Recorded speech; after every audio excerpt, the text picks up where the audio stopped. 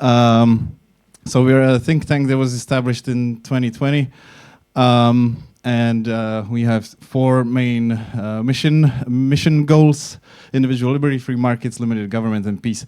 We didn't. Peace was not on our minds that much previously, but in the last 3.5 years, it's become an ever growing presence. We have a humanitarian mission to Ukraine that, if you'd like, you can support. You saw the banner maybe behind the books that we're selling at a discount, but they're only in Czech, so that's not for the international audience. And yeah, so if you'd like to donate to our humanitarian mission to Ukraine, you can go to opkyselaj.cz. It's a joke in Czech. If you don't speak Czech, then maybe we can explain it afterwards, after the presentation. So we've gathered today here to finally officially launch a book that we announced, I think, almost 2 years ago, that we would translate. The translation took a lot of time, took a lot of effort, because the author has written a very comprehensive book on urban planning and about how the cities actually work as markets. It combines economics, urban development, architecture, all kinds of stuff. It was very difficult to translate. If you find any mistakes, they're mine, because I did the translating. Alain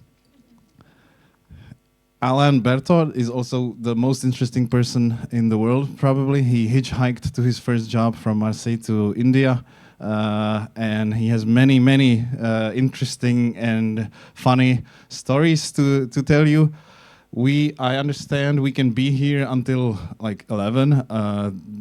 For sure that the official part will not take until 11, unless there's like very strong demand to continue. But the bar should be open at least until 11, so we will be happy to chat with you afterwards. Alain will be happy to sign your books. We only have 30, so it's not gonna be that many books to sign, even if we sell out. And yeah, after the presentation, we will have a Q&A session, and after the Q&A session ends, either by there no being any questions or by us going too long, we will launch the book officially, and we will have two very short, maybe, speeches before Alain's. Where is Mr. Pliva? Here. So we were able to publish the book thanks to a financial contribution by Mr. Pliva, who supports all of our publications. So I would like to give the floor to him, and thank you very much for making this possible.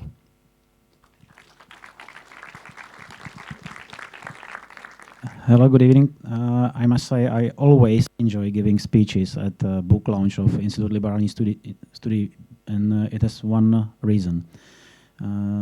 I speak at those as a financial sponsor, and it's very easy because nobody expects from me to say anything smart or clever. So, and I will a little bit change it today.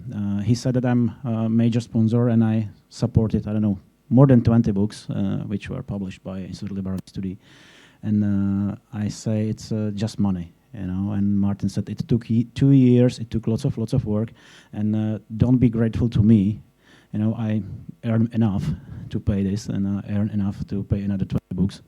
But be grateful to Martin, Jakub, and other people who have to work with that, who keep translating other books. We already have a plan for next year to pay another books, and the major contribution and major great things shall belong to them. Thank you.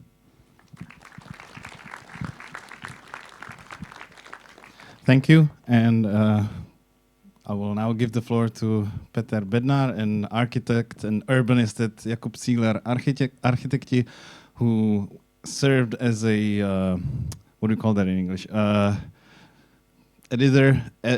Editor who knows what the book is about, actually. What do you call that in English? I don't know. And he also wrote a Czech foreword to the book. So, Peter, you have the floor.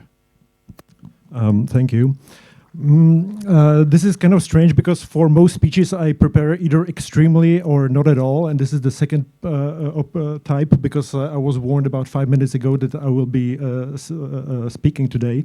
So you will see the presentation and hopefully you will read the book, and maybe I'll just try to tell you what is Alain like, because I've spent almost all day with him on Tuesday, and of course there are many people that have incredible expertise, but there are fewer people that are also incredibly gentle and kind.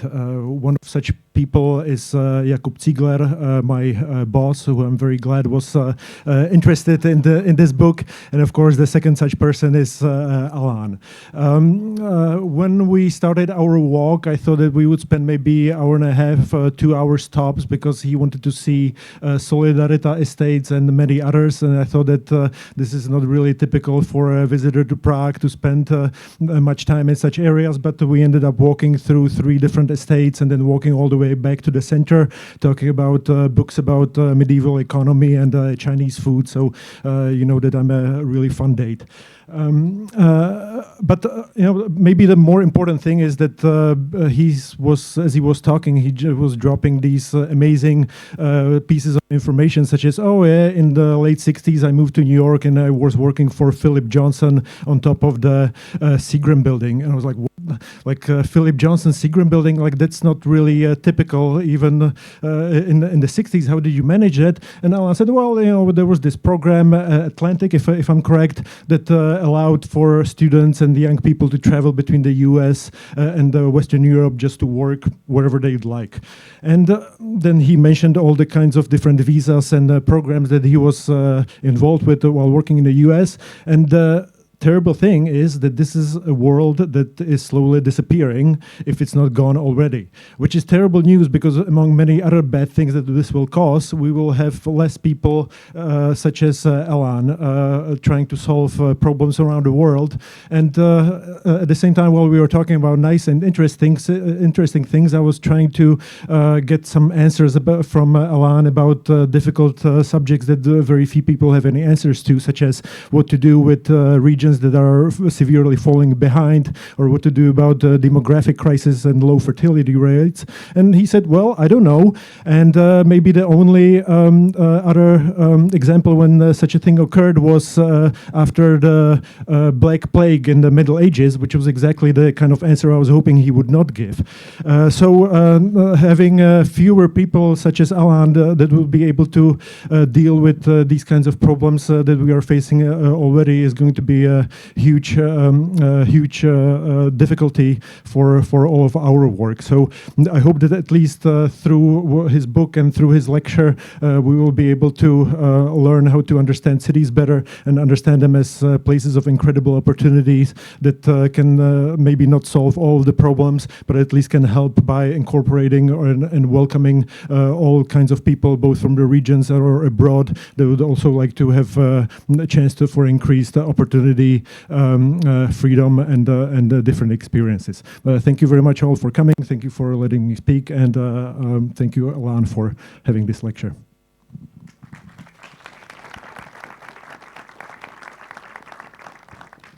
Thank you. I'm sorry I didn't notice you here. Mr. Ziegler's firm also financially contributed to the publication of the translations. Thank you very much, and also treated you to lunch today, I gather. So without further ado, I will give the floor to Alain, who has a very interesting lecture prepared for you. I've seen the slides already. Is there anything that we missed in the in the introduction? Not at all. I think you have been over generous, but in general. But I would like first to tell you how happy I am to be in Prague. It's a privilege to visit your city again and again. And for me, it's also a way of learning. You know, I spend most of my time walking through cities. And that's the way I learn. You know, you learn by watching, observing. So, and it's particularly interesting to walk through Prague, of course, and very beautiful. So I'm very grateful that I get this opportunity. So let us start. This is the outline I'm going to follow. First, I would like to define cities as labor market. This is extremely reductive. Of course, when we think about cities, we don't think necessarily at working. We have many other things we do in cities which are maybe sometimes more pleasant. But everything we know we like about cities is built on the labor market. It's built on people who are working, people who are inventing things, people who are entrepreneurs. If you remove that, all the things we like about cities, like going to theater, to concert, jogging along the river, all these things disappear. So if you are managing a city, the first thing is to understand how this labor market works, because it's a foundation of the wealth which creates cities and the invention and the creativity. So I will develop that a little. Then I would like to also, the second part, I call it spontaneous order and top-down design. Cities, the important thing in cities are not the building, it's not the sewer system, it's not the roads. The important thing in cities are people. They are the one who invent things. They are the one who are creative. They are the one who are genius and sometimes evil geniuses. There are all sorts of people. It's a shock of ideas between people who have different opinions. Some pretty crazy ideas, by the way. It doesn't matter. The important thing is a shock of ideas between people which create this enormous productivity and invention which always came from cities. You know, from Greece or the Middle East, you know, Baghdad or Egypt or Kaifeng in China. It was always cities which created ideas. So I call that spontaneous order because what people do in city is not predictable by planners. But the role of planner is to monitor what people are doing in order to provide an infrastructure which will allow people to precisely exchange ideas and move around the city. You know, a city is not made of 100 little villages which are autarkic, which are living self-sufficient. A city is, the wealth of a city is precisely the infinite opportunity to meet different people from you, people who have different talent, and yourself also through your life to move from job to job or friend to friend, depending on what you learn or what you think. So again, the important thing about cities are people. That's why it's so difficult to create new cities. Sorry, one thing I forgot is my timer. Sorry. That's why it's so difficult to create new cities. Because a new city, by definition, have no people. So you don't go to, for instance, Saudi Arabia, the line, you know, you don't go to a city because of a fantastic, efficient sewer system or transport system. You know, going from nowhere to nowhere in 20 minutes is not very interesting. So that's why it's so difficult to, and the only new cities which have really succeeded were either because they had extraordinary good location, or because they were created by government, like New Capital, like Brasilia or Canberra. They are not necessarily pleasant cities, by the way, but they succeed because the taxpayer of an entire country is paying for it. So then I will develop what is top-down design. You know, in order to, you know, the planner have to observe what the people are doing, what they are inventing, and encouraging this creativity. And that, again, is not planning. It doesn't, you know, you don't create Silicon Valley by having a zoning which says Silicon Valley. Silicon Valley is created by people who just by chance congregate together and work together. But if you have a Silicon Valley which emerged spontaneously, the job of the planner is to provide an infrastructure which will allow people to move very freely from any part of the city to this Silicon Valley or out of it, to spread the ideas and things like that. So I think, and that will be top down. This is not spontaneous. Finally, the last section will be urban demography, and I think that the demographic change we have observed first in Japan, then South Korea, well, and in Russia, by the way, some time ago also, the very rapid decrease in fertility rate of women is completely changing anything I know about cities. And I still work as a consultant. Several times now, I have been asked, once in Japan, another time in Thailand, to advise. And suddenly when I look at the demography, it's terrible for a consultant. I have to say, I'm incompetent. I don't know.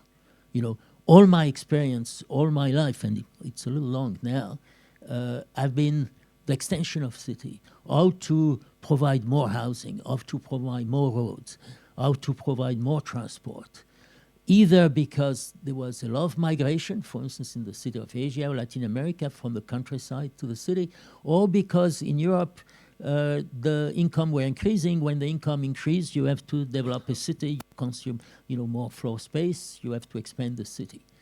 So all my job was always to deal with growth. And when I remember when I was invited the first time in Toyama in Japan, it's a town of 1.5 million on the west of Japan, the urban planners and the mayor, after visiting the city, looking at the data, asked me, so what do you recommend? And when I look at the demography, I look at the aging of the population. Their main problem was that young people were leaving. There were fewer young people, but they were leaving for Tokyo. I told them, I have no experience of that. I am sure some planners will have to study that. It's a bit like economists knows more or less how to deal with inflation. We don't know how to deal with deflation. And this is the equivalent of deflation for cities. Again, I will talk about the problem it will cause. I will not give you a solution because I am incompetent. So with this reassuring concept, sorry.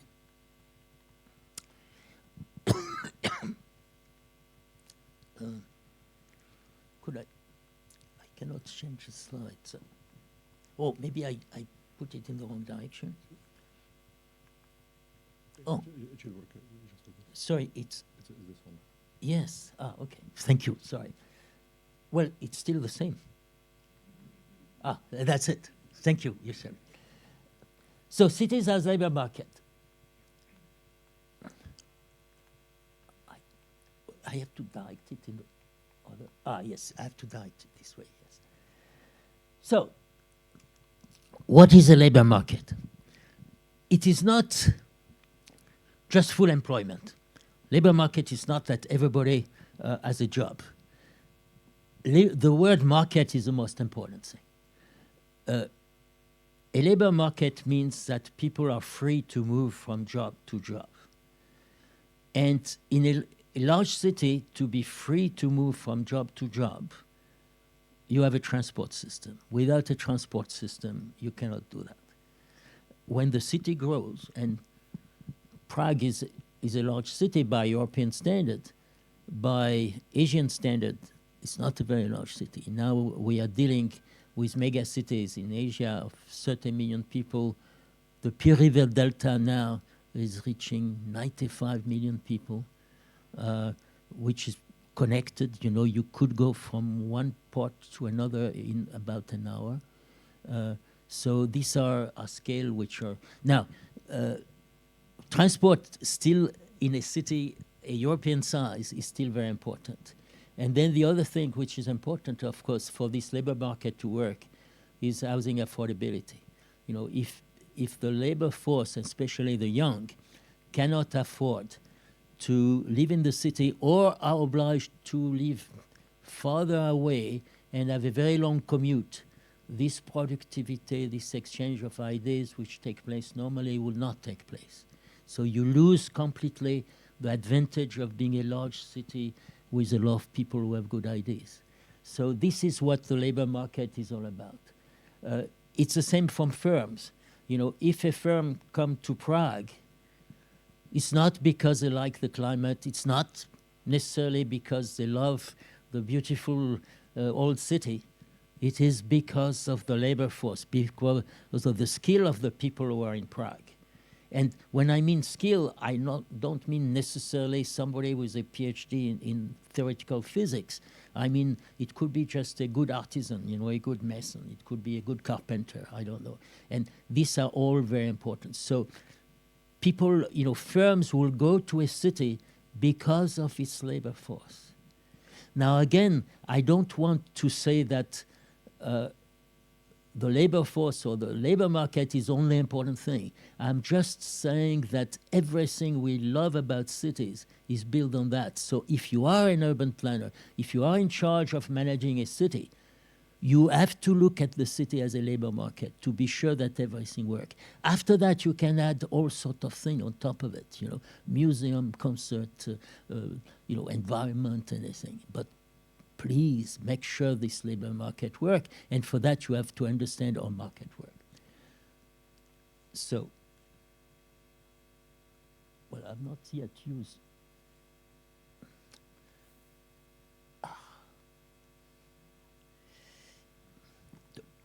What do I do? Oh, here. No, I spent 2 now. I'm trying to go back now.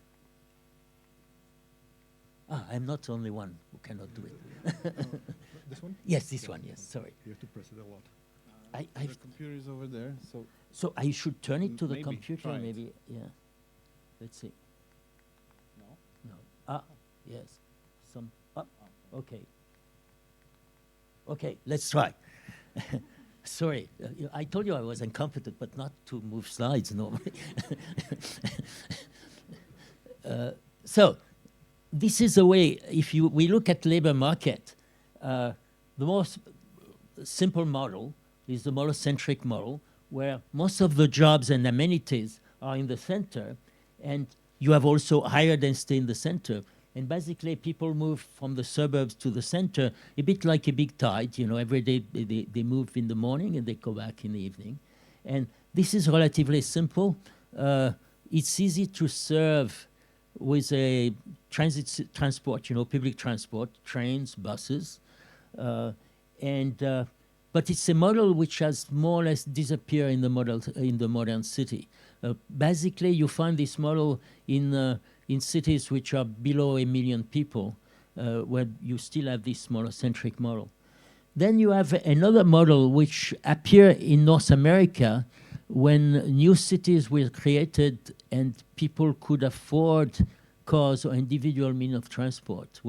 So I'm talking here about cities like Atlanta or Los Angeles, where in fact the jobs are completely dispersed throughout the city, and people move from dispersed origin to dispersed destination. And this is practically very, very difficult to have public transport there because, again, of the dispersion of trips. So when Los Angeles tried to develop a metro, they have some buses, but barely 10% of the people are using them. It's not because they are vicious, they like pollution and things like that, because most public transport in a structure like that is not very efficient. You know, most trips are in fact from suburb to suburbs. Now, the most common type is this, what I call the composite model, which is in fact the superimposition of the two first models. And Prague is a good example of that, where you have a very strong historical center, but more and more business are moving outside. You know, now tourism, I think, is taking over in a way, and you still have some business, obviously, in the center, but many business are created outside, and you have more and more, in fact, trips which are from suburbs to suburbs. The traditional transit system is not very good at handling that. We are trying to do it, but there are also a lot of new means of transport which are being invented, which probably will be able to solve that. You know, things like Uber, for instance, allow this, or to access a station, for instance, when you. But we are not very good at that yet, and this is a major problem in many cities in the world. Is this increasing number of trips from suburbs to suburb? It works. Recently, certainly, you have seen the idea of the 15-minute city advertised. I think it started in Paris for some reason. And everybody thinks, it would be wonderful if 15 minutes. So what is a 15-minute city? 15-minute city is a city where anything you need, like a grocery store, a school or anything, or a health center, is within 15 minutes walk. Now, I have no objection to that. This is wonderful, but it doesn't depend on the urban planner. The location of those things depend on the density of the city and the income of the people there. A grocery store is not located by an urban planner. A grocery store is located by somebody who runs a grocery store and says, within a radius of that, I have enough clients to. So if you have a very low density, the distance to the grocery store will be much larger. If you have rather high income, you will have more shops and more specialized shops. So again, those things are part of the spontaneous order. The income of the people and the density is not created by planners. So the idea that a very clever planner do that is in fact not quite true. Prague, I believe, is a 15-minute city for anything which is amenities, like Paris is, because the density is high. And but the people who advertise 15-minute city are also saying a very clever planner can give you a job within 15 minutes walk from your house. This is complete nonsense. When you move to a city like Prague, you are not saying, I'm looking for a job within 15-minute walk from my house. You are looking for the best possible job for you in Prague. And your choice cannot be, cannot be projected by planners. Planners do not know what is your priority. You may find a job in a place maybe with a low salary, but you feel it's very interesting, or you like the people there, or maybe you think you are going to learn something which will be useful. Maybe, it may be a lot of reason. And so you are going to look for a job in the entire city. So the problem of the 15-minute city, when it applies to job, is that you could say, well, we don't need transport. If we have this very clever planner which can bring my job within 15 minutes walk, we don't need transport. This is fantastic. We will have no time transit. So everybody is very attractive. I compare it to a flying carpet. A flying carpet is a wonderful means of transportation. It doesn't pollute. It doesn't make noise. You can fold it in your office when you arrive. It doesn't exist, but you can't have everything. So and the 15-minute city for a job is exactly that. So if you believe in flying carpet, of course, and you are a city manager, it will be pretty tragic for the city. So here I just I have an example of commuting in Paris. So in pink here is the municipality of Paris, the historical Paris, the Paris that visitors know, which is 2.2 million people. And then in blue here you have the conurbation, which altogether has about 11 million people. And a lot of jobs are concentrating in Paris. There are about nearly twice as many jobs as active people in Paris. So many people from the suburbs commute to Paris, but you can see that even in Paris, there are people with all these jobs who decide to work in the suburbs. And sometimes not only in the suburbs, but even in the faraway periphery. This is exactly the way labor market work. Somebody living in Paris prefers to live in Paris because of the amenities, because Maybe the school for their kids are better, maybe because their mother-in-law live there, I don't know. But then they find the ideal job, which is 30 kilometers from Paris, and they go there. This is the way labor market works. That means this choice. And this choice, of course, maybe during 2 or 3 years, they have this job at 30 kilometers, but they, another year, they will change job, have one closer. But the way, if you are an urban planner, if you are a manager of the city, you have to consider that all the jobs within a city should be accessible in less than 1 hour. And that should be, so increasing the efficiency of transport is what counts. So this was just an illustration of, so when we come to housing, a lot of people think of housing mostly as a shelter. You know, they calculate what should be the size of bedroom, the kitchen, or the bathroom. Should you have 2 bathrooms or 3 bathrooms? The most important thing in housing is its location, because it's a point of departure of your trip, your participation in the labor market. So at the time of COVID, everybody thought everybody will work from home. You know, we could work in, you know, if you are in the US, in Montana or you know, in Mexico, doesn't matter. We thought, and there was a lot of, I get a lot of calls saying, what is the new urbanism taking into account COVID?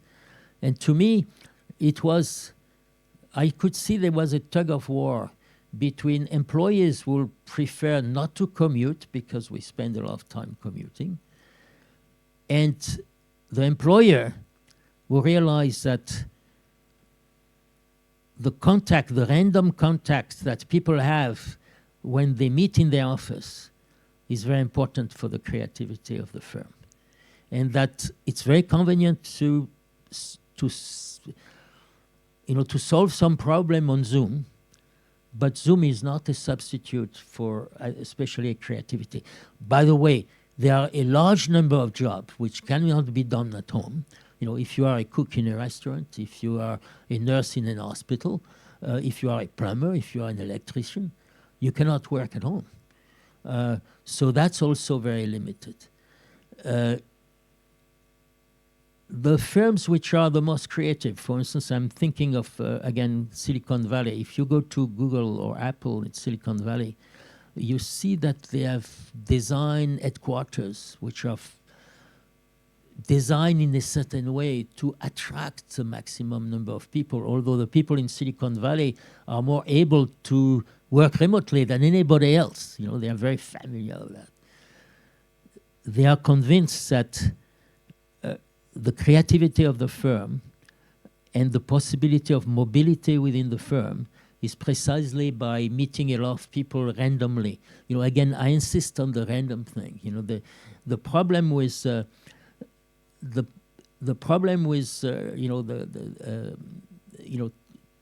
when you are on Zoom is that it's not random. It has to be structured. And so sometimes it's very good to have structured meetings. I'm not saying that. But the creativity comes from meeting people randomly, people who have a slightly different idea, different specialty from yours, and you get a lot of information this way. So again, here, when you talk about housing, you have to think of the quality of the shelter, but you have to think of the location. That's why when government get into housing, they very often make the wrong trade-off. They find that there is land which is very cheap somewhere, and so for affordable housing, they will go to, you know, they build housing units on this land, but this become poverty trap because they have bad access to job. And so, you know, if you have a low-income person and you have access to only 10% of the job, probably your salary will remain very low, and you will not be able even to learn and change jobs very often. So again, this is a very important thing. Strangely enough, also, we learn from national statistics that people who are living in very large cities, and I'm not even talking about Prague, which has a wonderful transport system, by the way, but cities like Bangkok or Jakarta, which are, again, 30, 40 million people, and where transport is horrible. Then you look at the data and you find that the people who work in Jakarta or Bangkok, their productivity is 3 or 4 times more than the people who live in smaller cities, which look much more manageable. When you visit those smaller cities as a tourist, you find this is paradise. This is wonderful. Climate is good. Food is good. Jakarta is terrible. When you have an appointment, it takes 3 hours to get there. In spite of that, this is the magic again of having a lot of people with different ideas confront to each other. The productivity of Jakarta, Bangkok, or Shanghai is much higher than anywhere else because, again, of this shock of ideas. So we have to take that into account. We cannot abandon that, and that's why, when you could have a large labor market in the sense that a very large population, for instance, here I take Mexico City, which has 22 million people. Mexico City used to have a rather good subway system in the 60s. For some reason, they didn't expand it. The city expanded a lot, and the traffic is horrible. So if you have 20 million people, that means roughly an active population about 12 million, but you do not have the productivity of 12 million, of a labor market of 12 million people, because if you live in the south, I draw here a circle, a red circle. If you are at the center of the circle, it takes you 1 hour to get at the edge of the circle. So you see, you cover only, whether you are in the northern suburb or the southern one, you have access in 1 hour, one way, to only a small portion of the jobs. And that's decreased productivity very much, because you don't have you are like if you were living in a smaller city, but with all the inconvenience of a large city in terms of pollution, things like that. So the job of the planner here is not saying, I will push people in smaller cities which are easier to manage. The job of the planner is to say, how do I improve transport? How do I give building permits to area so that you have a density which is serviceable by transport?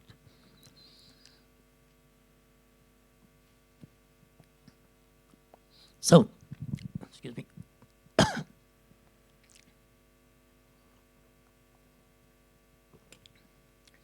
So now, what is the role of planner?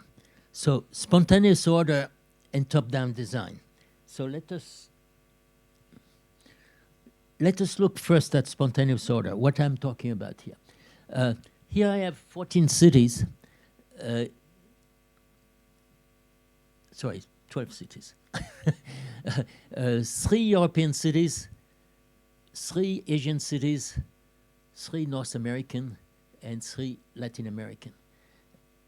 On those graphs, horizontally, I have the distance from the city center from 0 to 30 kilometers, and vertically, from density in people per hectare from 0 to 350. Those cities have nothing to do with each other in terms of culture, history, economy, climate, nothing to do with each other. In all of them, the densities follow a density gradient, which is an exponential curve, negatively slope exponential curve. This is created by land prices, not by planners, land prices.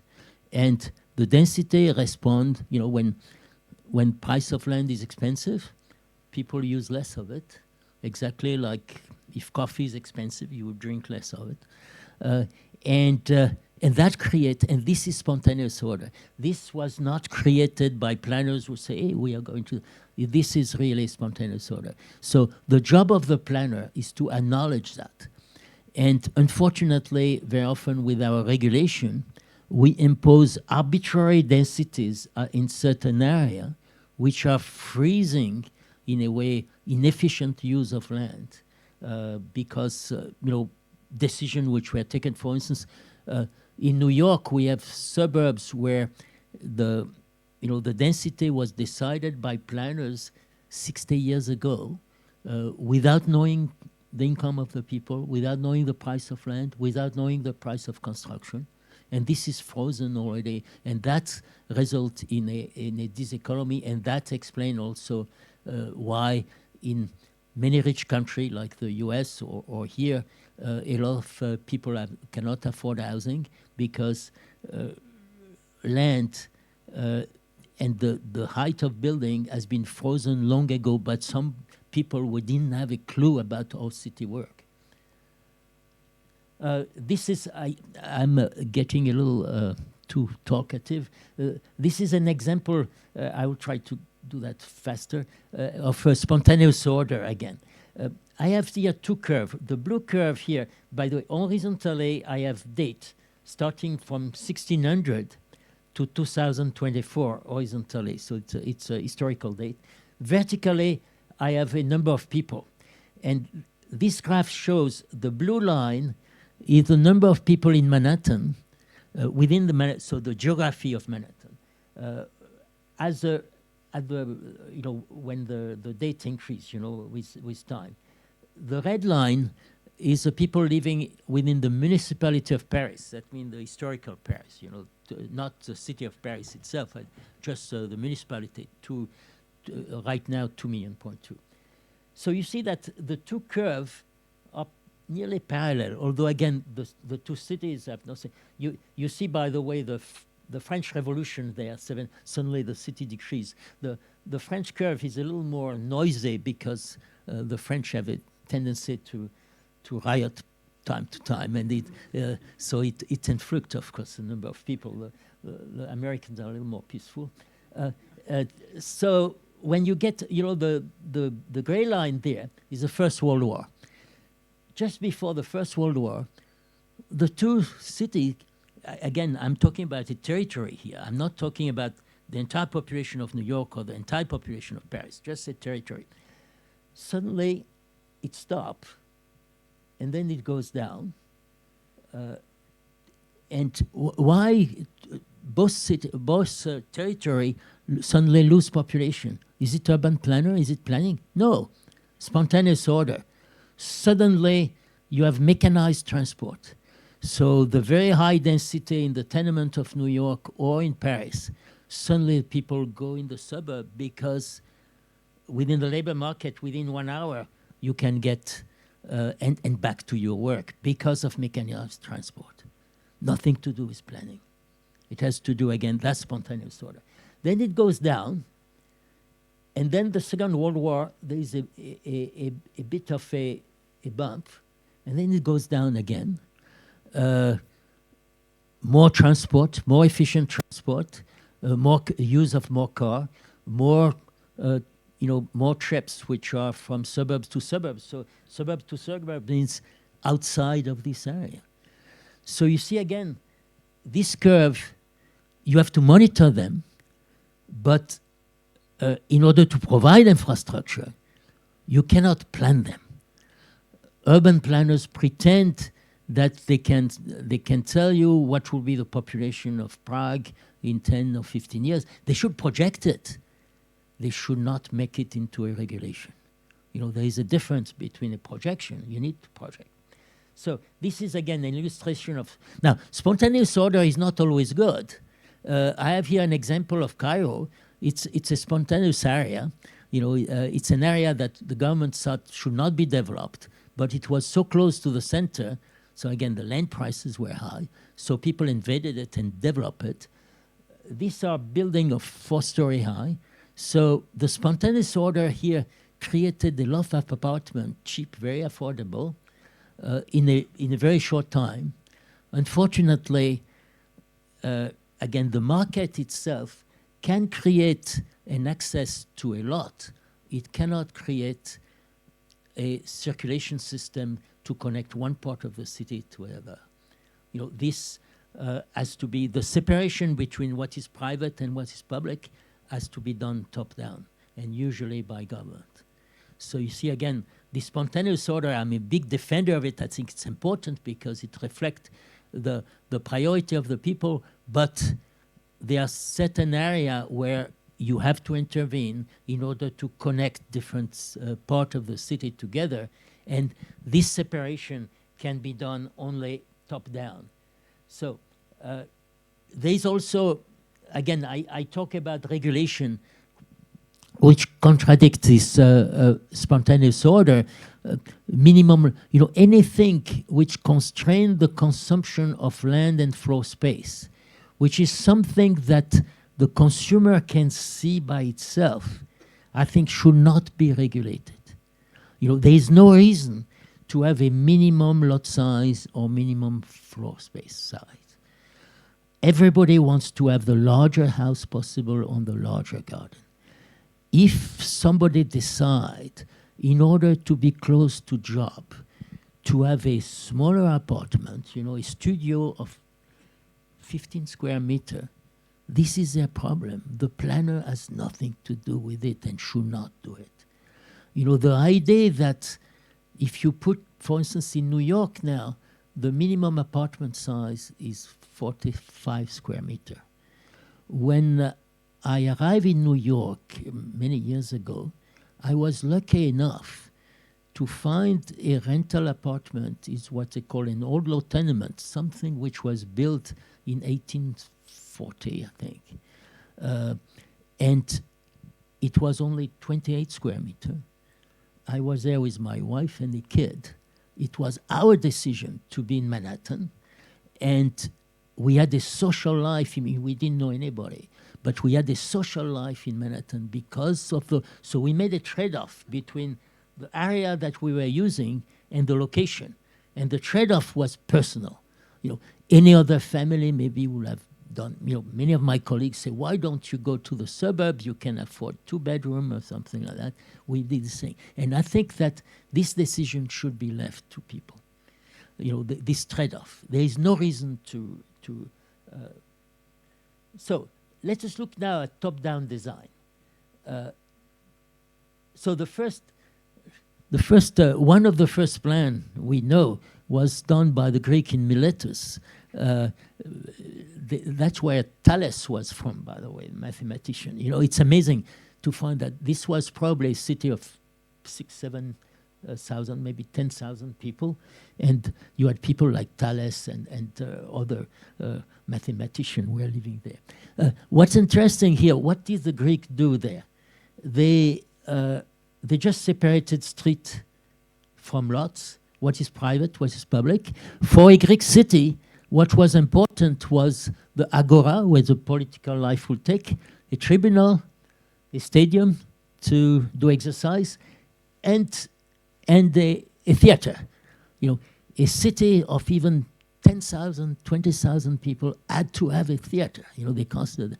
So the planner put the land for the theater, for the agora, for the stadium, the streets, and that was it. And then blocks. Then the people will build on the block whatever they were doing. So you can see immediately that probably if you were close to the port, you will have commercial street. If you were farther from the plot, probably you will have more residential street. Again, you had here a spontaneous order, but within this separation of private from public, the market itself do not separate public from private very efficiently. So you have to do it. Whether those streets should be, the block here are square, whether they should be square, rectangular, octagonal, doesn't matter. What matters is to establish a market which is clear and which is transparent and which is symmetrical. That means that if you are going to live in a suburb which is not yet developed, that you are absolutely sure that there will be a street there and there will be a lot there. If this can move all the time, then there is no market because the risks are enormous. There is a dissymmetry between the people who own the land and the people who buy it, and there is no market. So again, this separation is very important. The other, I am again another example is, for instance, is Barcelona. At the time where Cerda developed the plan of Barcelona, the black area here, this was the size of Barcelona at the time of Cerda, and he established a network of streets, which was, I think, 18 times the existing area of the city, which was very visionary in a way. The big advantage of that is not that immediately people start moving 10 kilometers from the city, but it created a land market which was very healthy. If you wanted to settle close to the existing city and the landowner asked too much, you could move to the next block and to the next block. That's the way, competition is the way market work. Monopoly destroy market. And by establishing very transparently the difference between what is private, what is public, that establish, this is the way land market work, and that's the way the spontaneous order can take place, because people can decide to locate in one area or another. Another investment, it's a city in Ahmedabad where I work a lot. Another thing that, of course, top down, you have a city like Ahmedabad is 6 million people now. You have to bring water to this city, and you have to project how much water you will need, and you have to develop an investment to bring water to that. This is top down. This is an engineering thing. It's not, there's no public participation in that. All so you project the number of people you will have. It's a projection. You will have to adjust it. That's why you have to monitor what is happening in your city. You project also how much water they will consume per capita 20 years from now. You may be wrong. Maybe their income goes up very much. They will consume much more than you think, or maybe less. So you have to constantly monitor what is happening and adjust your investment. But again, this is top-down. This is not spontaneous. The way streets are, so this is 21st Street in Manhattan. It's come from Google Earth, Street View. It's a complete mess. The plan, there's a zoning plan in Manhattan will give you a lot of details about what you can do in a shop, whether you can sell croissant or baguette or something. Is very, there are even a regulation will tell you you can sell bicycle, but you cannot repair them. That's considered industrial, something like that. But, so here normally the market will take care of this, what you do in a lot. What the market will not do is tell you what is the right dimension of a sidewalk, the way it should be designed, whether you have a path for bicycle.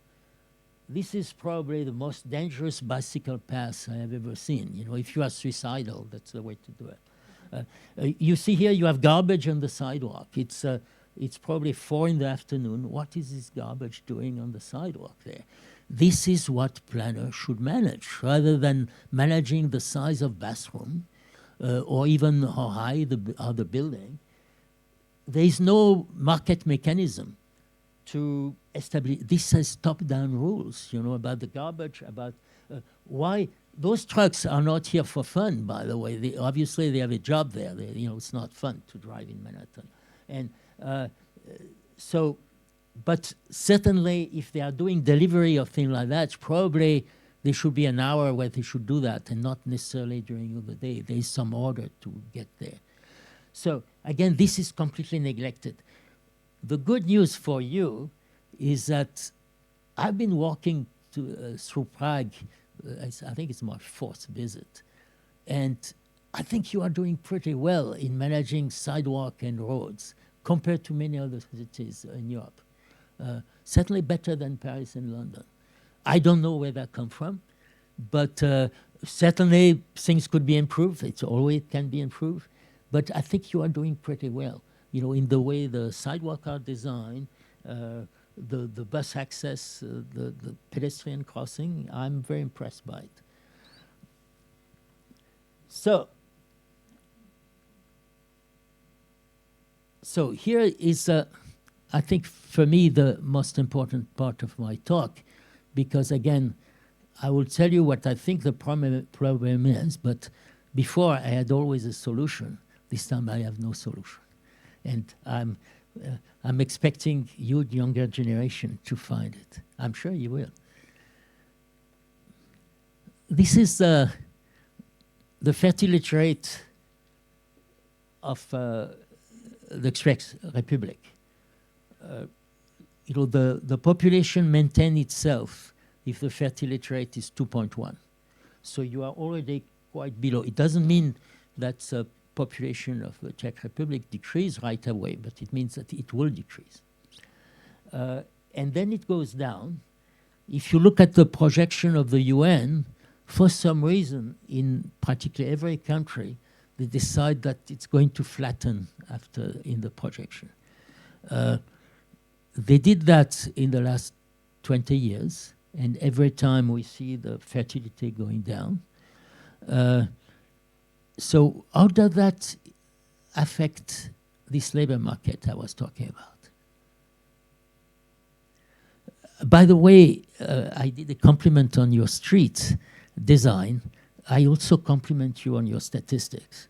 I found, the Czech Statistical Office, fantastic data, very easily to access, and it's the only place where I found is, this is an age pyramid. You are familiar, vertically you have the age, and then you have the number of people in thousand.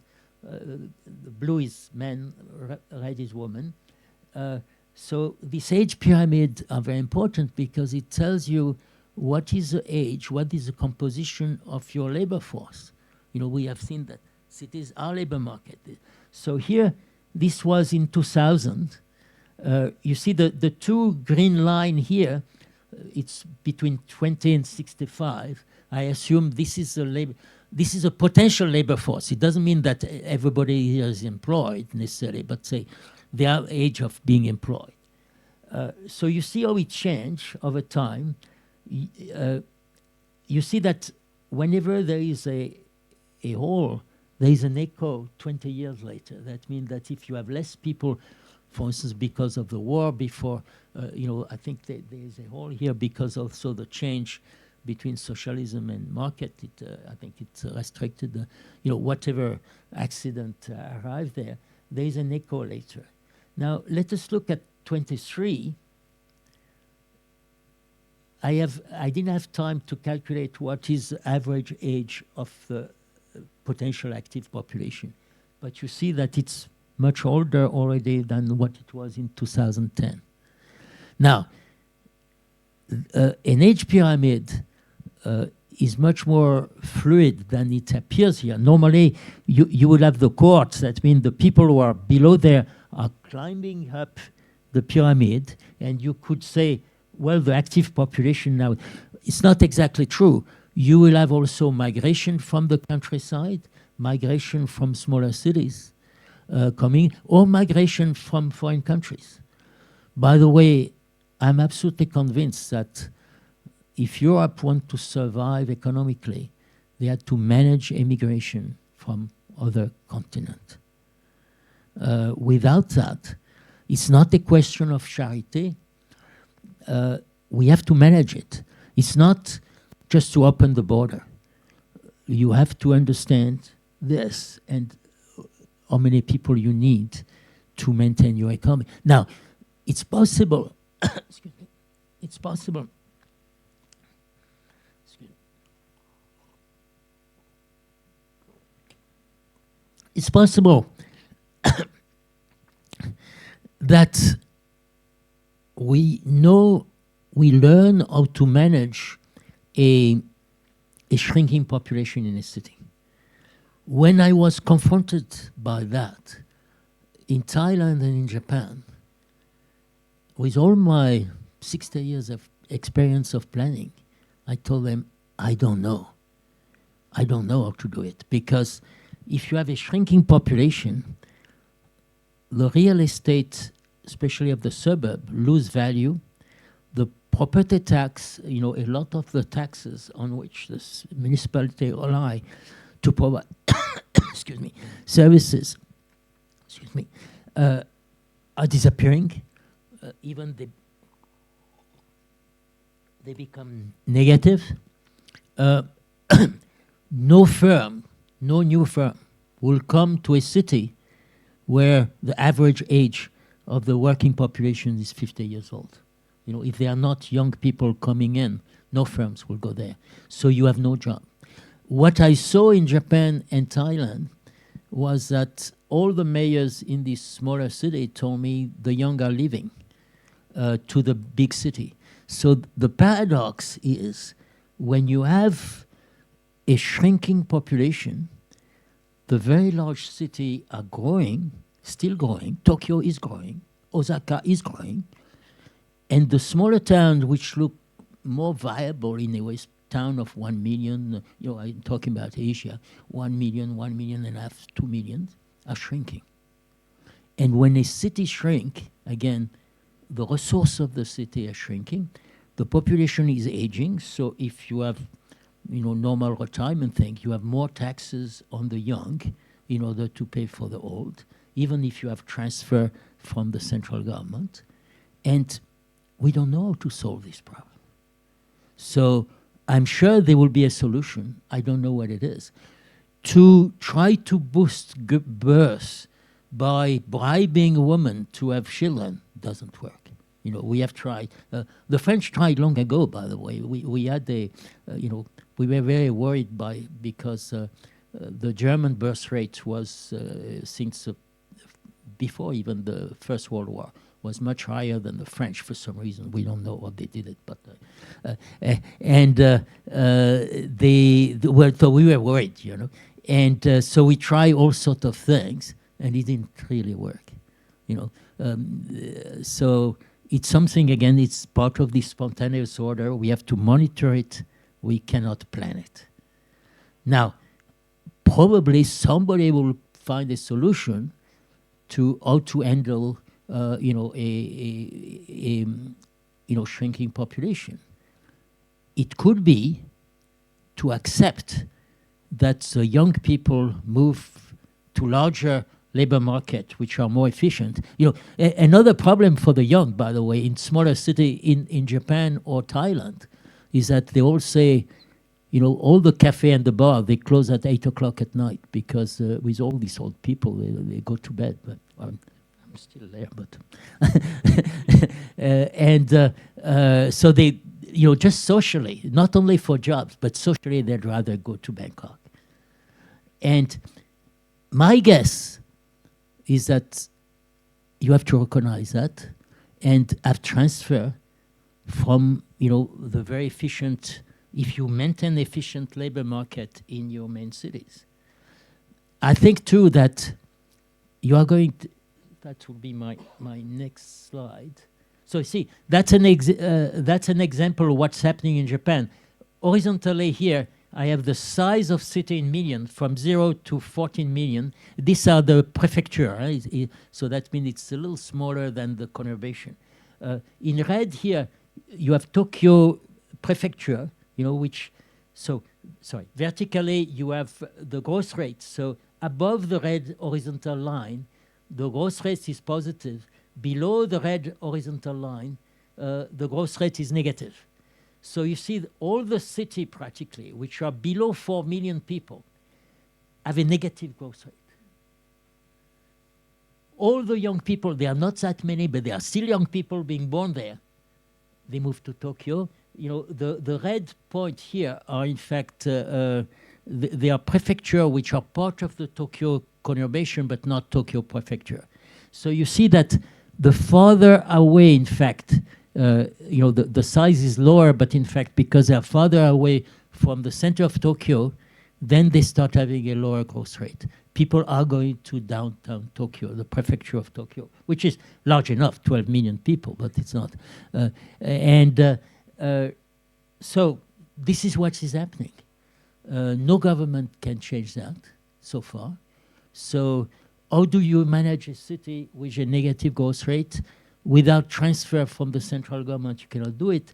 The way the central government can generate revenue to do that, to take care of the old who stay in the smaller city, is transfer. That means to have Tokyo, the capital city or the large city, which are still going more productive than they were by increasing, again, transport, housing affordability, and things like that.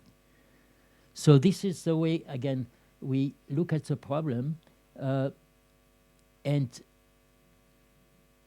this is Paris compared to, you know, again, cities have a different, in yellow here, I have the age pyramid of France, metropolitan France. That means without our weird empire overseas, just metropolitan France. And in blue here, this is Paris, Paris metropolitan area. So you see what's happening here already. This bulk here between 20 years old and 40 years old, but say the bulk is between 20 and 30. These are students. These are people who are moving to Paris, either to study or maybe they have already graduated and they move there. So are these people going to stay in Paris? Maybe quite a number of them are migrants, by the way. You know, usually you do not have migrants who are 50 years old or 60 years old. So you have to monitor that. And I think Paris, in spite of its, you know, it looks like a mushroom with a very narrow base. If Paris managed to attract people from smaller cities, probably some of them are coming from smaller cities, it's still viable, very viable, with a young, you know, a young labor force, which is creative, in spite of the very low number of children who are at the base. But so I think that, but again, I'm not saying, you know, I have no experience of it myself. I'm just saying that I suppose that the right policy, rather than trying to bribe women to have more babies, is to monitor what's happening and try to increase the productivity of the large cities so that it can pay for the other. It can pay for the retirement of the other people. And the other consequence is that up to now, cities were competing for jobs. You know, I don't know if you remember in New York at the same time, we were trying to attract Amazon. And Amazon tried to be bribed also to come by, you know, they were asking tax rebates to move to, you know, they were making city compete. So cities were competing for jobs. It's very common. Very soon, and already, I think cities are going to compete for people, because they will have the job, but they will not have the people, and without people, the job disappear, and the city which will have a negative growth rate, an aging, active population, will see no new job being created. They will all go to the cities. So this, I think, mayors have to be aware of that. Planners have to be aware of that. They have to think, what is the best model to manage this situation, which is completely new. And it's worldwide. You know, the only continent which is still growing is Africa. And the other group of population which are growing with a high fertility rate, strangely enough, are refugees. Gaza has an extremely high refugee rate. Syria, the refugee from, you know, there are refugee camp, Syrian refugee camp in Turkey, Lebanon, Jordan. All those camps, which are in pretty terrible condition, have very high fertility rate. So again, here, it's not the amount of money. You know, those people, they are living in tents sometimes. They don't have jobs. For some reason, I don't know if it's an evolutionary system, you know, people feel the necessity of having children because they are threatened, probably. I don't know. But you see, those are very complex problems which cannot be solved being very emotional about things. It's a question of survival. And we do not have the solution, but we are, again, I would like you to look back to what we understand about cities, the productivity of very large labor market, the productivity of putting people, including, by the way, people coming with a different culture together. But again, manage. You know, they have to have, when they come, they have to have a common norms. I'm not saying a common culture, but common norms. So they have it. I take the example sometime of jaywalking. You know, if you are a New Yorker, you jaywalk all the time. You know, we have rules. We have exactly the same rule as Singapore. in terms of crossing, when the traffic. By the way, here it's nearly like in Singapore. I notice everybody wait for the lights. Wonderful. But as a New Yorker, I watch. I see people don't cross, so I don't cross. But imagine that Singaporean need labor and they import, say, 30,000 New Yorker. Within 10 days, it will be complete havoc in Singapore. The cops will be overwhelmed by the number of people who jaywalk. And within a month, even the Singaporean will give up and jaywalk.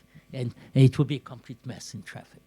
So you see, immigration is like that, the norms. I'm not talking about changing the culture of the New Yorker necessarily, but you have to learn that when you move to a certain city, you have to use some norms so that you can deal with people with a minimum amount of friction. So this is it. Thank you very much. This is so the book after I go much more into depth into my book, especially the way the role of the planner, what they should be. I think planners have a very important role to play. I think many of them, unfortunately, are losing their time concentrating on issues where they have no action, and they don't spend enough time including monitoring what is really happening in the city. I'm very much against 10 years master plan. I think it's a complete loss of time. It's an heritage from maybe the Soviet Union everywhere. It seems to be efficient. It's also because many planners like myself are architects. And if you consider that a city is like a building, it's just a large building, of course, as architect, we want to design a plan which is as complete as possible. You don't want during the construction to move the bathroom from one place to another. You should know. A city is not a big building. A city is built by the people who move to the city on their individual lot. They take initiative. The job of the planner is to understand what is happening there and to provide the infrastructure to support that. So thank you very much. Again, as usual, I've been a little too long, but I'm a Mediterranean. I have a tendency to do that. Thank you. Thank you.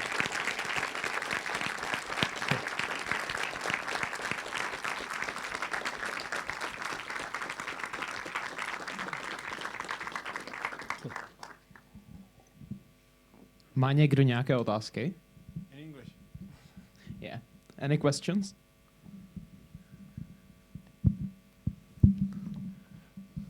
Good evening. Thank you for your lecture. Daniel Volek from Metropolitan Planning Office. Yes. And I'm sorry, I must pick on the title, even though it's Yes. only the Czech title, because it's not the exact translation. Right. But it says cities without plan. Without plan. Yeah, that's what the Czech title. So I must ask you: have you encountered in your practice any city that really had no plan? Every city has plan. But the question is whether the city follow the plan. And sometimes, for instance, I was discussing at lunch my experience in China. China have a plan. Usually every state has a plan, which is not very good. The reality is much better than the plan for some reason. In many other cities, it's the opposite. For instance, cities of India, usually about 50% of the population live in what you will call slum, or let's say informal settlement, which are even, it's a spontaneous order. Regulation are such that half of the population cannot afford the minimum standard imposed by the planner. So you have a spontaneous city, a city without plan for 60% of the 50% of the population. So again, it's not a question whether a city has a plan or not. It's a question whether the plan is implemented, and the second, if to implement the plan is a good thing. And for instance, if I think a city like Toronto or Vancouver, which are very well-run city. If they are clean, they are well-managed, transport works well. But the price income, that means for somebody with a median income in Toronto or in Vancouver is even worse, you need 12 years of income to afford a medium house. That means that for the young people, completely unaffordable. What is wrong in this city, which are well managed, but they cannot provide a affordable housing? I'm not talking about for people who are, very low productive, cannot provide housing for people who are school teachers, who are absolutely indispensable. No city can survive without school teacher. So they are not kind of marginal people who are living in the street. Even in the case of Vancouver, young people who graduate from excellent university cannot possibly find housing in Vancouver. So some of them decide to go to Calgary. Nobody's from Calgary here. And where life is much less pleasant, probably from Vancouver, compared to Vancouver or Prague maybe. And also they will have a less productive job probably. So you see, it's not a question of whether you have a plan or not. If this plan is effective to provide the most essential service. If you have a city like Mexico City, where your labor market is fragmented in at least 5 or 6, because you have not implemented a transport system, whatever plan you have is irrelevant. So it's not a question whether you have a plan.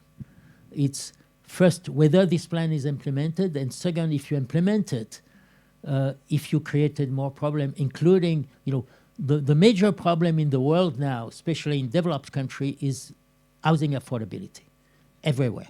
Some part is worse than others.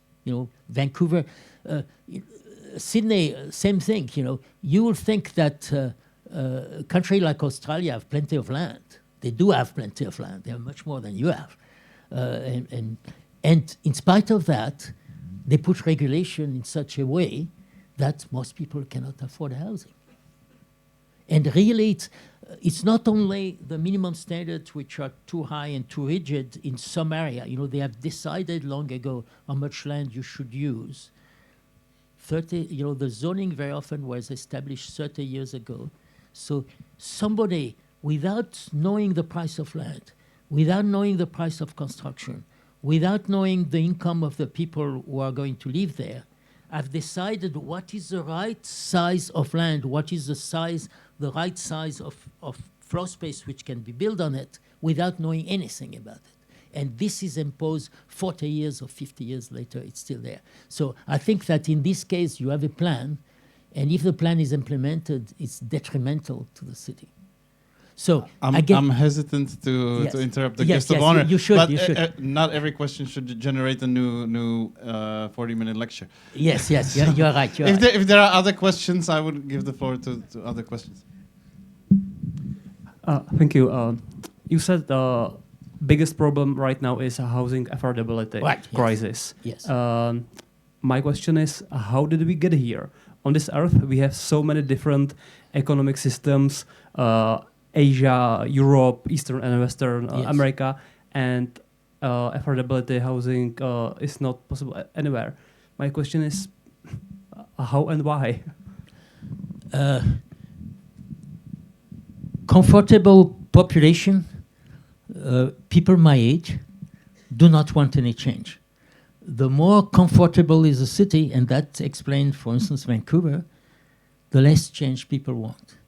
And therefore, we have a form of democracy which was, sorry, I'm going on my lecture again. Tocqueville in his last chapter say, how could a democracy could become a tyranny? He didn't use dictatorship, tyranny.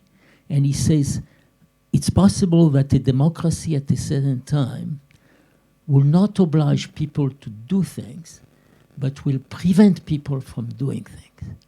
Because as soon as you build something new somewhere, there is somebody who will think, well, it was better the way it was.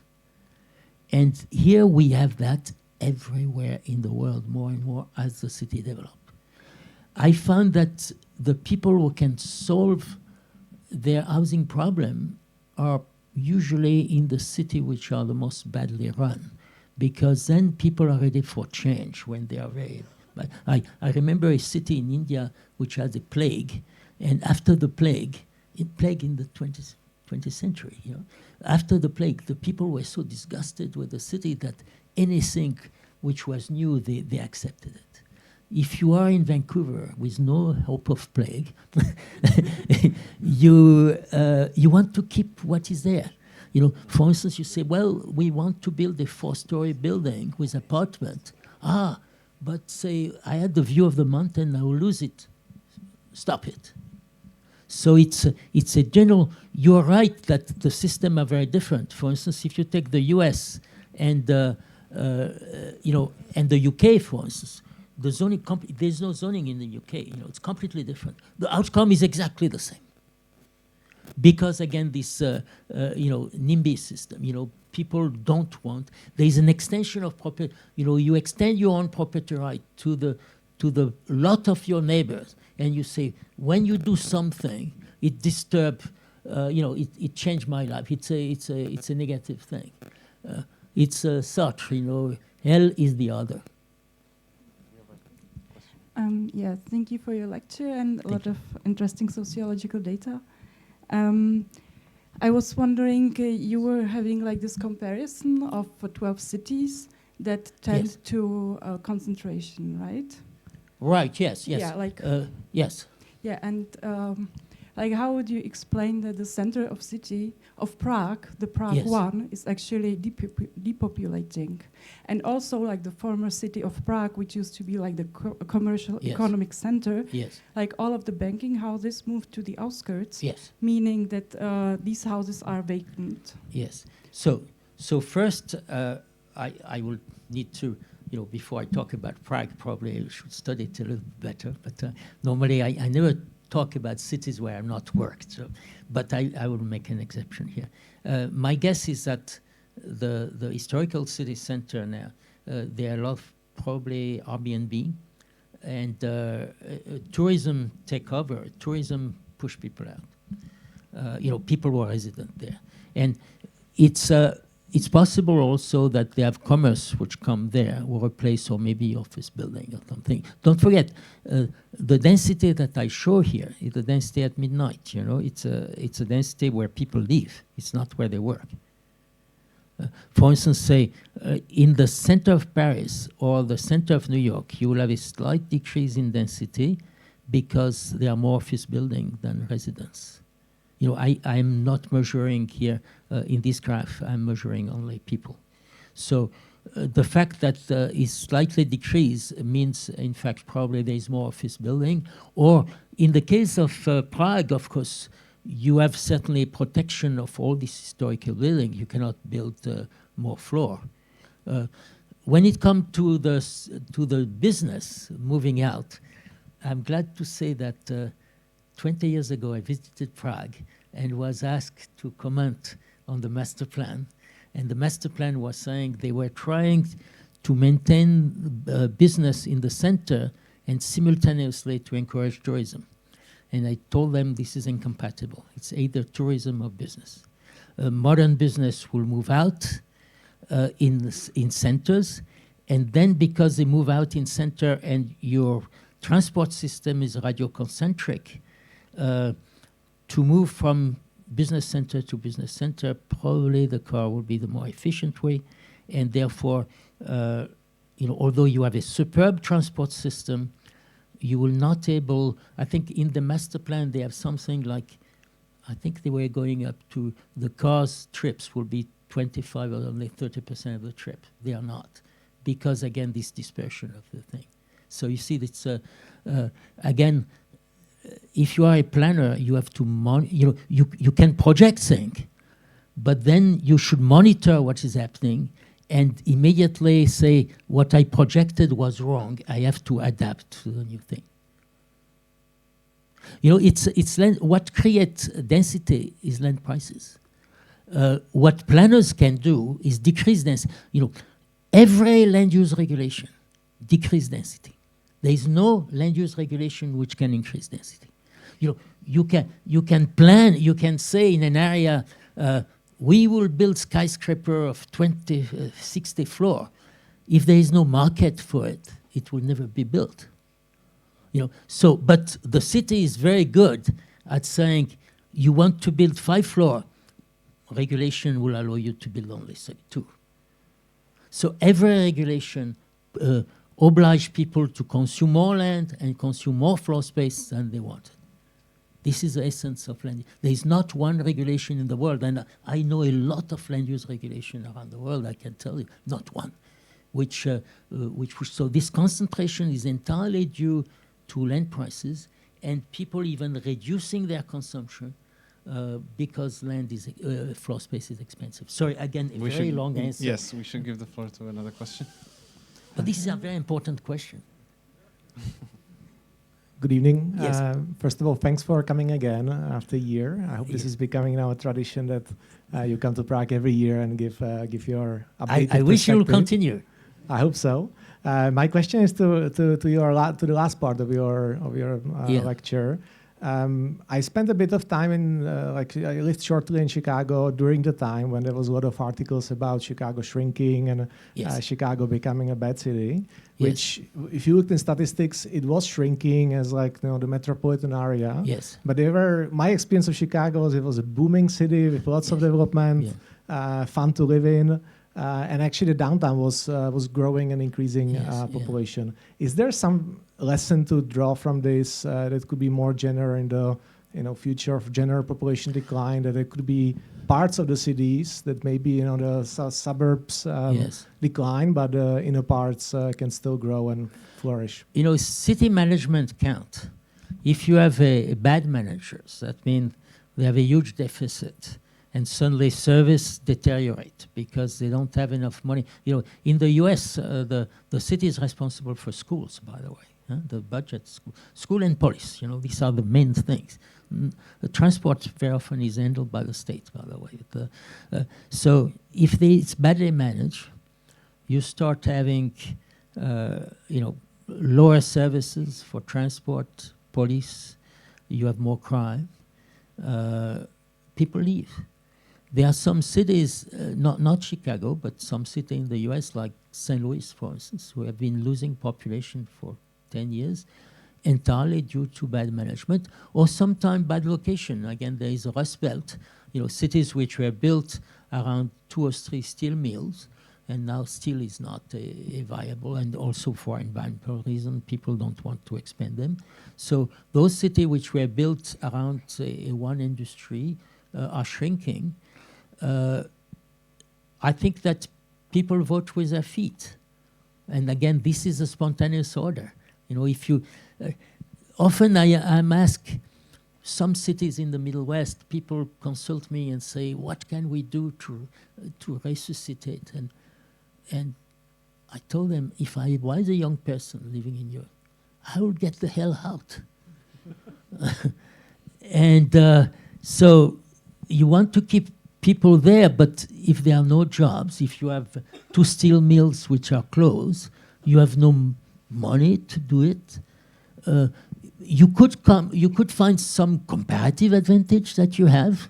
I don't know what it could be, I don't see really a Club Med being created in St. Louis, frankly. I mean, you never know, but so I don't know. But I think that we have to realize that some city had a raison d'être 100 years ago because of a mine, maybe because of defense, because of I don't know. And this thing disappear and cities disappear. The largest city in Europe in the Middle Age was Palermo in Sicily. It was by far the largest city. Palermo now is a very nice city to visit, but it's certainly not a powerhouse, not even in Italy. So you see, you have this transfer, this evolution. I think we have to acknowledge it. I would give the floor to another question. Maybe somebody in the back. We don't want to discriminate against people with good eyesight. Is there a question in the back? No. So, the floor, the first row again. Yeah, thank you very much for this discussion, which is quite very interesting after the lecture. And I would like to ask more, to elaborate a little bit more on your vision of the market of the 21st century and the labor, because, you know, when you talk about the labor, we know all that the strong are the richest, and they imagine the richest are the ones who are, you know, in the market strong, are the ones who has more money than the ones who are like low groups, and so they are winning always. And they are then, of course, creating the city according to their kind of demands. And that's also then the problem of the affordability today. And that's right. So I would like to more elaborate how you understand the labor and how you think, if that, because so far it's, for me, I completely understand, but it's quite pessimistic, you know, in the vision of the 21st century, because we already are facing certain problems in the cities. Yes. So I would like just to see if you see some kind of positive market shift for future. For the first thing you have to do to understand, you know, to address this problem, is to have, and I didn't have time to treat it in my talk today, but you will find it in my book, is to have a detailed income distribution curve for the city. You know, there is a tendency to, in cities, to distribute the population into low income, medium income, high income, or 4 categories. This is not good. Because among the low income, if you have, say, a household who have 2 minimum salary, for instance, as an income, and a household who have half a minimum salary because they work part-time or very low productivity job, this is a completely different category, you know, in terms of housing. You cannot link them. So you need first to have a good knowledge of your an income distribution curve is usually, you know, it's a normal log. Sorry, I'll go into mathematics, but a normal log distribution, particularly. So you need to have it there, and with a relatively small income interval, and then you say, okay, if somebody have this income per month, right now on the market, what can they afford? You know, and then that will tell you, in a way, what's wrong. So the tendency will be, if again your market is completely screwed up because abnormal regulation, the tendency is to say, well, let us subsidize. Now, it is true that in any city of the world, probably you need up to 10% of the population to receive subsidy. You know, you have people who have bad luck, who are people maybe are not very employable, people who have bad health. I mean, there is a number of people you have to, you know, you cannot leave them in the street, you have to take care of them. Now, when you have to subsidize people, for instance, let's say a couple of school teachers who have a regular job, indispensable to the city, and you say, well, we have to subsidize their housing, fine, we do it, but if we look at the number of people who are qualified to receive the subsidy, there are millions, you know, there are a lot of them, and the state have only a very small portion. So they are going to select a number of people who get subsidized housing, and the other will be in the queue, you know. For instance, in New York, you cannot reveal everything. We need the people to buy the book also. Ah, yes. so I discussed that on the book. Yeah, I should say buy my book. I think we have time for like 2 more questions. We want to exhaust the topic, not the audience. Good evening. I would like to ask, I'm currently working on a zoning plan for Czech city, and it's a tricky one in our conditions. And also we have on Monday, I believe, there is a presentation of the metropolitan plan, right, in Prague. And we are looking for good examples. Could you name a few maybe of cities that you think are going the right way in the current state? You can give example of things. Very often, the good things are not directly transferable. you always learn something by looking at, by the way, sometimes you learn more by failures of other people than success. And there are plenty of them. For instance, I really understood market better after working in Russia, just at the time of Gorbachev, and or China, where the system of Mao were there. So you learn by failure much more. But say a city which is extremely well run is Singapore. The experience is completely non-transferable. There are cultural aspects, but there is also an history. There is a resource system, taxation system. Usually it's not transferable. So there is one city that I monitor for a long time where, for me, one criteria for a city to be well run is if you can develop enough housing for a different income group, which correspond to the growth of the population and the growth of the jobs. You have to monitor. That comes to also the first question. You have certain salaries, and with this salary, what can you buy in the market? And so in poor cities like in India, usually when you are below the 40 or even 50 percentile, you have the informal market, that means the slum. But this city in India managed by land readjustment system, to develop enough land rapidly without expropriation, without subsidy, in order to provide enough land on the market to. So we are still monitoring. To get the right data is difficult. But I think, again, I monitor it by using satellite imagery every quarter and measuring the number of. And I think we are getting close to that. For me, the criteria is that. So if you are doing a zoning for Prague, it's for Prague or for another city. Take the income distribution of it, and look at the standard you are imposing through your zoning: minimum plot size, maximum floor ratio, maximum height, and calculate what is now the market price of the result, and compare it to the income distribution curve, and see how many people are.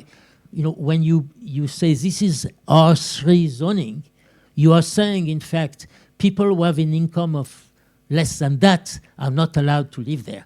And you'll find that a large number of people are not allowed to live in your zoning. Change the zoning.